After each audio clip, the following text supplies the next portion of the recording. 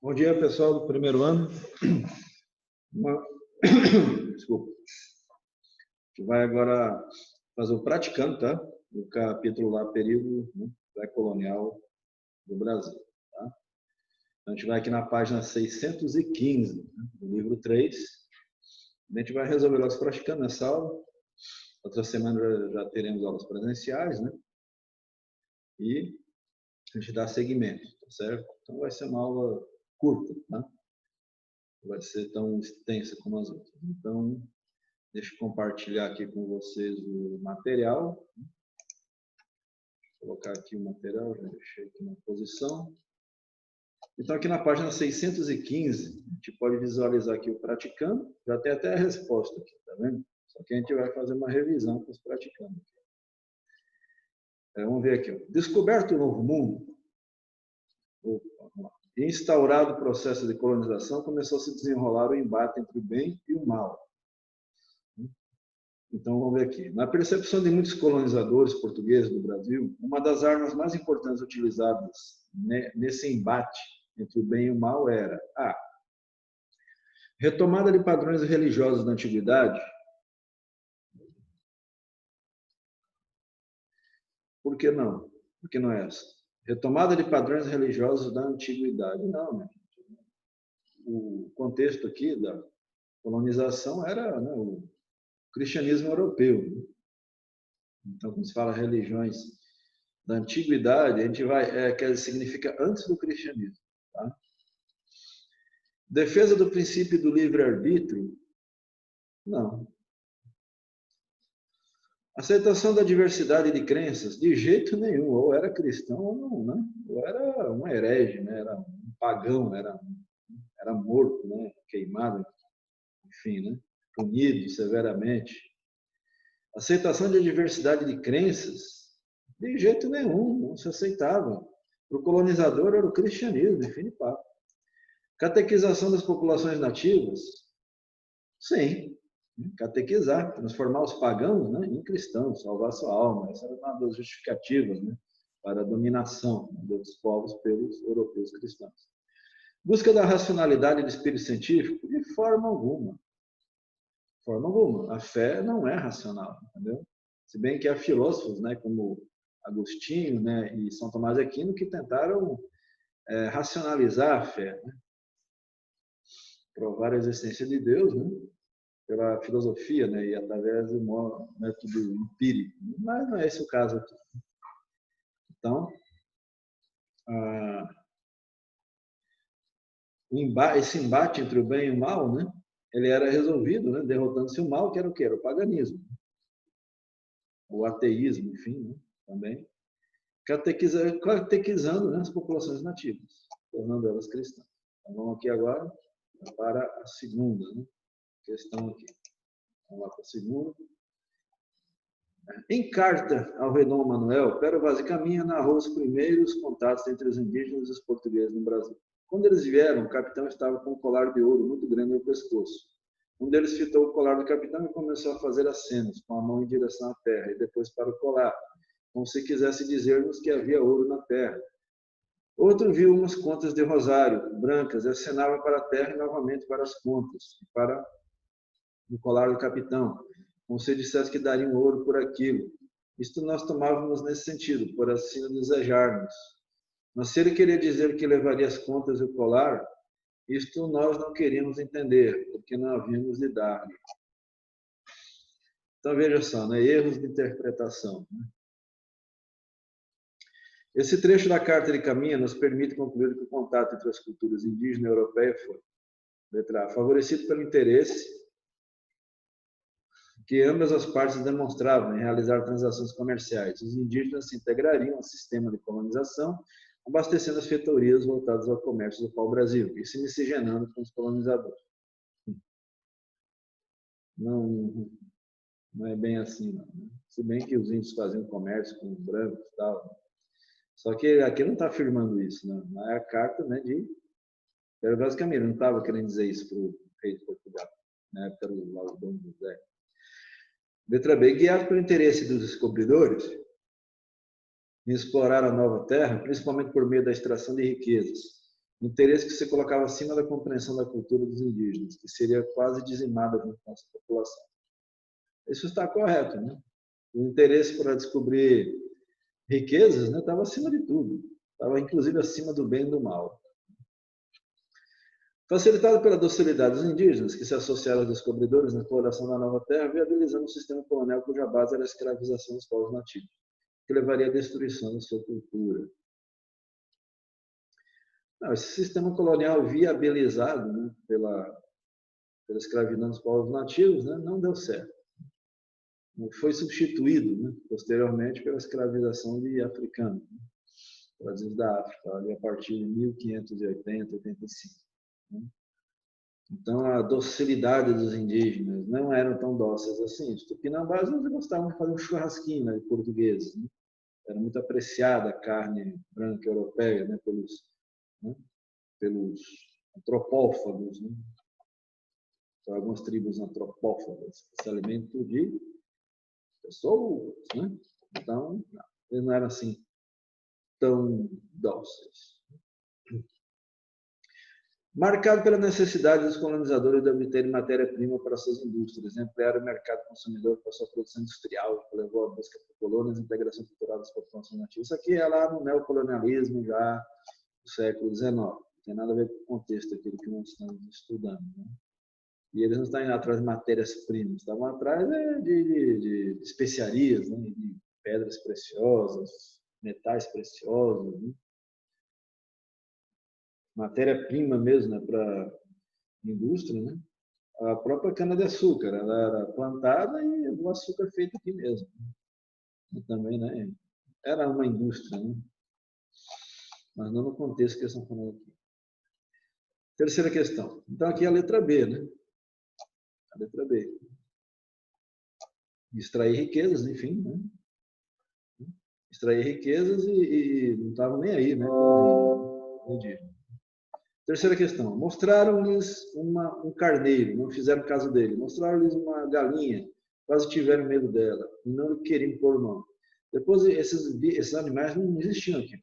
Os europeus trouxeram o cavalo, trouxeram o porco, trouxeram o javali, inclusive, né, que é o catituto, chamado, o cateto, né, em algumas regiões. Trouxeram a mula, o cavalo, trouxeram o pombo, o corvo, os ratos, né? As baratas domésticas, né? Que só tinha aquelas baratão grandes, gigantes, que existe até hoje. Né? Tu vê, eu estava falando, tu acha que é um pardal, tão grande que é. Né? Então, isso aí foi coisa que veio da Europa, né? Animais que não tinham aqui, né? Carneiro, cabra, isso não tinha aqui. Galinha não tinha galinha. Depois de pegaram mãos como espantados, deram-lhes ali de comer pão e peixe cozido, confeitos, bolos, mel, figos, passa. Não quiseram comer daquilo, quase nada, e se provaram alguma coisa, logo a lançavam fora. Trouxeram-lhes vinho e uma taça, mal lhe puseram a boca, não gostaram dele, nada, nem quiseram mais. Tu vê, coisas, né, que eram apreciadas pelo europeu, por exemplo, eram estranhas, bizarras, e tinham até um gosto horrível. O documento mostra os primeiros contatos entre portugueses e nativos do atual Brasil. Podemos dizer, entre outras coisas, que a carta, na sua íntegra, demonstra a opção A, superioridade técnica dos europeus em relação aos indígenas. Os nativos da conquista portuguesa não teve enfrentado resistência. Claro que enfrentou resistência, né? E superioridade técnica, né? Cada um tem suas técnicas, né? Não havia superioridade entre uma cultura ou outra. A não ser os indígenas que achavam estranha a cultura europeia e vice-versa. Né? Então, um achava o outro estranho. Havia também a discriminação do indígena. Né? Não é indígena aquela coisa, que coisa, não, adorava tudo que vinha. Né? Muitos filmes, não, se veio da Europa é maravilhoso. Não, eles também tinham uma discriminação. Essas coisas de homem branco, essas coisas de europeus, não presta, que coisas idiotas, o jeito que ele se veste, que coisa besta, porque usar aquele tanto de porque cobria o corpo todo, um calor desse. E aí os europeus diziam, que primitivos, né? Não usam roupas, não sei o quê, não usam roupas, né? Nem roupas, né? E o brasileiro, a maioria era nu, né? Mal e mal cobriam as partes íntimas, né? Os índios das regiões mais frias, né, que usavam roupas, né, calças, mocassim, né, que é a invenção dos índios, né, norte-americanos, né, e, e blusas mesmo, né, feitas de couro, né, costuradas, né, feitas de couro, usavam roupas, né, calças, casacos, tudo mas feitos de couro, né. E alguns povos indígenas, né, dominavam a tecelagem, alguns povos assim do sul dos Estados Unidos e do México, né, dessas civilizações dominavam, né, confecção de tecidos, né? Faziam alguns tecidos também. Então, vamos ver aqui. Necessidade de reeducar os hábitos dos indígenas, cuja alimentação cotidiana era muito menos diversificada que a dos conquistadores. Os portugueses queriam reeducá-los. Né? Não, eles viram que eles não gostavam das coisas, não iam ficar insistindo, né? Não tinha que obrigar a pessoa a gostar de uma coisa. Né? Letra C. Importância da chegada dos portugueses ao continente americano, pois eles trouxeram melhores alimentos e melhores hábitos de investimento. Não. A carta do Pervaz do Caminho não quer dizer isso. Né? Letra D. Variedade de hábitos culturais de europeus e indígenas, ao expor diferenças nas vestimentas, nos utensílios na alimentação. Sim, e foi isso que ele expôs. Né? Ele disse aqui que não gostaram de nada, né? Que tinha diferenças, né? Diferenças gritantes, né? Entre uma cultura e outra. Por isso que ele demonstrou, né, nesse trecho aqui, né? Da carta dele. Né? Harmonia plena com que se deram as relações entre conquistadores e conquistados, que se identificaram facilmente. De jeito nenhum, era totalmente diferente. Como é que se identificar? A única coisa que eles tinham semelhante que eram os seres humanos. Mas nem isso eles não consideravam os portugueses, que eram humanos. Inclusive, eles diziam que os índios não tinham alma, não tinham... se valia a pena catequizar os índios, né? Porque eles diziam que eles eram bichos, né? Muitos portugueses, né? Diziam europeus, né? Que eles eram como animais, então não valia a pena catequizar, né? Animais, eles nunca chegariam ao reino do céu, né? E aí foi feita uma pesquisa, né? O Papa na época mandou missionários para cá, né? Investigarem se os índios tinham alma. Como é que faz um teste de alma? Tira o sangue e vê se tem alma, como é que é? Hoje em dia tem aquela fotografia química, né, que mostra a aura, mas não é a alma, é o campo energético. Né, que qualquer objeto tem, até uma pedra tem aura, né, tem campo energético, que é captado por alguns instrumentos, né, bem sensíveis, né, captado. Né. Mas descobri que o índio tinha alma. E aí chegaram aqui, depois de alguns anos, né, daí voltaram para Roma e disseram: Papa, os índios, senhor Papa, sua eminência, os índios têm alma, assim, vale a pena catequizar. Agora, os critérios que eles usavam, não me pergunte, que eu realmente não sei dizer. Isso é tem que ser feita uma pesquisa minuciosa para descobrir que dados, né, que sistema empírico que eles utilizaram, né, científico, para detectar a alma, né, dos índios. Dizer que não, os índios têm alma, sim, eles podem ser salvos, né? Eles podem ser cristianizados, né? E ir para o céu. Então, vamos catequizá-los. Imagina só. Eu fico curioso com isso. É uma curiosidade. Você pode até pesquisar e investigar isso aí. Dando sugestão. Como é que os religiosos, né? Cristãos, que método eles usavam, que tecnologia era essa para detectar a alma? Dizer que não é que um ser tem alma ou não tem. Isso é realmente interessante. Vamos ver aqui. Então, a letra D. A carta demonstrava o quê? A variedade de hábitos culturais do europeu indígena, né? Suas diferenças, né? Modo de vestir, se alimentar, né? Enfim. Quarta questão. Publicado em Veneza, em 1556, o mapa a seguir é um dos primeiros a mostrar o Brasil individualmente. Raro, ele faz parte de uma obra italiana, Atlas delle Navigazioni e Viaggi. Atlas de Navegação e Viagem, de Giovanni Battista Ramucci. Vamos ver aqui. Trata-se de uma pintura da época sobre o Brasil, a qual revela pouca preocupação geográfica, mas que nos mostra, né? Realmente, né? Está parecendo mais o sul da África aqui, né? Do que realmente o sul do Brasil, né? Do que o Brasil realmente, né? Digamos, né? Parece uma ilha, né? Bem, né? Bom, não tinha feito um mapeamento, né, detalhado realmente, né, do litoral brasileiro, né? 1556. O Brasil só começou a ser colonizado efetivamente a partir de 1534.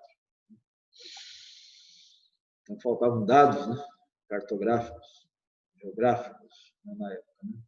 Então, vamos ver aqui. Letra A. Uma terra, trata-se de uma pintura da época sobre o Brasil, a qual revela pouca preocupação geográfica, mas que nos mostra o quê? Uma terra de riquezas, a exuberância das matas, a fartura de peixes nos mares, a existência de povoadores fortes, sadios e trabalhadores. Pode ser também, né? Tem um bocado de gente, né, aqui trabalhando, né, indígena. Né? Indígenas extraindo troncos de pau-brasil, que depois eram empilhados nas feitorias. Chegando os portugueses nativos, eram recompensados através do escambo com produtos europeus. Eles recebiam um machado, né? Machado de ferro. Nossa, eu até falei para vocês, né? Tinha um valor imenso. O cara recebia um machado ali, o cara cortava ali 30, 40, né? Toras de pau-brasil, né? Porque o machado, além de ser um instrumento de trabalho, né? Para também eles fazerem as coisas deles, né? Cortarem árvores também, para o uso deles, era uma arma de guerra, né? Imagina, o cara chega numa batalha lá entre indígenas, né? E tem lanças, né?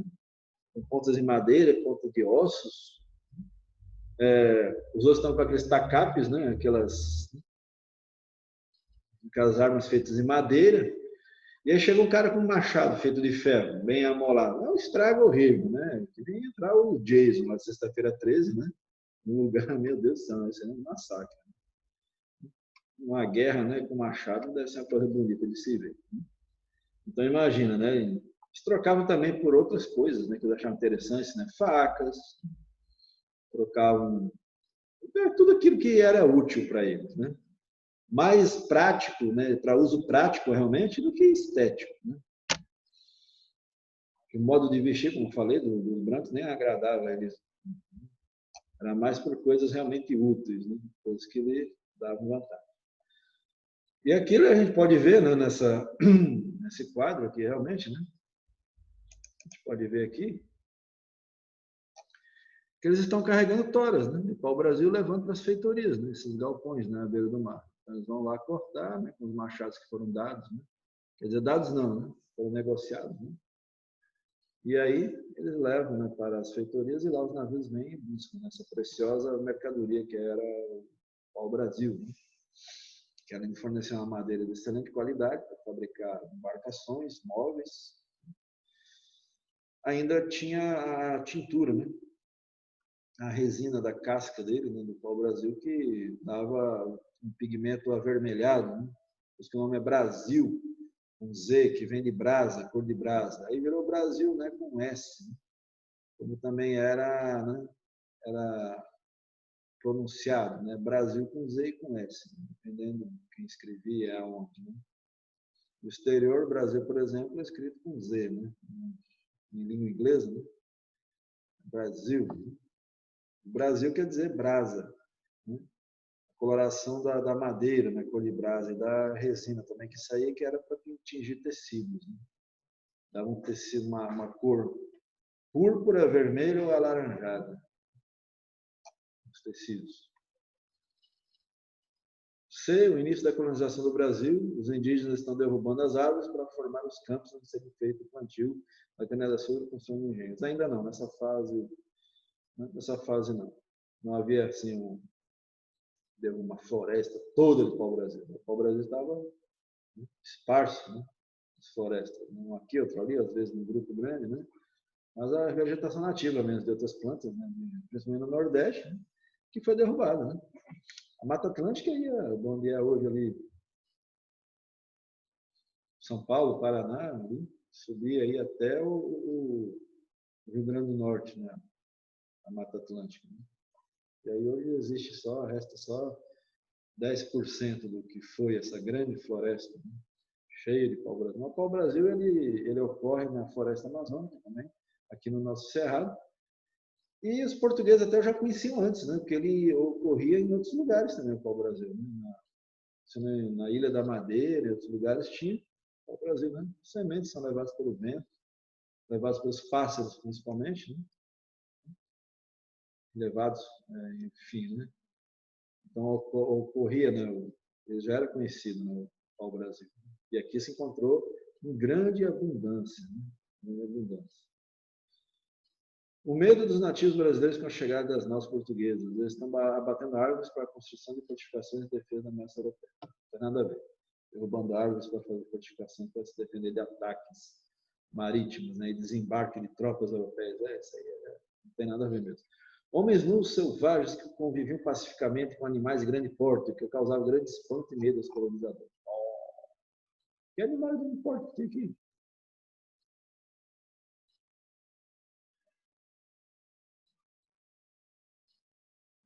Aqui não tem o menor sentido mesmo. Letra B, né, pessoal?